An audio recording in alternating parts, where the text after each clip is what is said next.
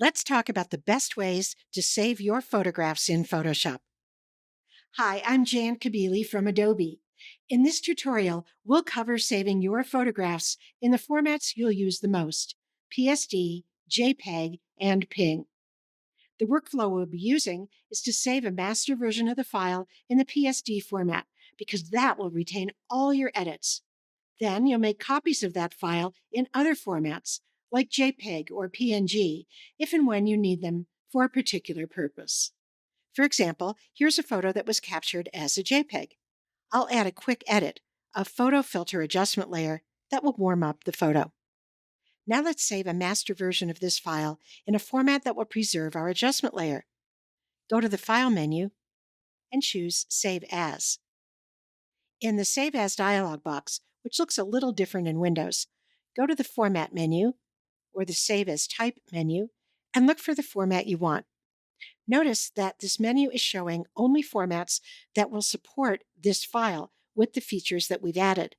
And in this case, we added a layer, so these are formats that support layers. Of these, the one you'll use most is Photoshop. This will create a PSD file.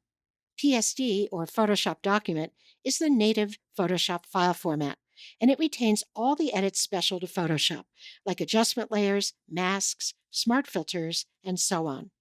So choose Photoshop, and then click Save, and click OK at the prompt. Now remember, we started with a JPEG. Now we've saved another version of this file as a PSD, and this will be your master version. So as you continue to work, maybe adding another adjustment layer, or whatever you want to do to the file while you're editing, save it from time to time by going to the File menu and choosing Save, or using the keyboard shortcut Command S on Mac or Control S on Windows. Now, let's say that you want a copy of the master version to upload to the web. You can't put a PSD on most websites. Instead, you need a JPEG or a PNG file. Let's see how to save this edited file as a JPEG. Again, choose File, Save As, go to the Format or Save as Type menu, and notice that it doesn't give you the option here to save a JPEG. That's because this file includes features, layers, that aren't supported by the JPEG format. So now what? Well, if you hover over this little I, this little information button, you'll find out the answer. It says use Save a Copy for JPEG or PNG. So we'll click the Save a Copy button. That opens another dialog box, the Save a Copy dialog box, and here, when we go to the Format menu, we do have the option to save as JPEG. So we'll select that and click Save, and then click OK for the JPEG options. So now we not only have the PSD master version of this image, we also have a JPEG copy. And if I open that in Photoshop, you can see that it has the nice warm color that we used when we edited our PSD.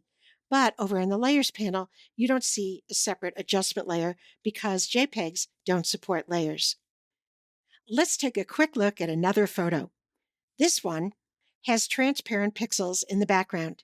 If you wanted to put this photo on the web, you wouldn't save a copy as a JPEG because JPEGs don't support transparency, but the PNG format does.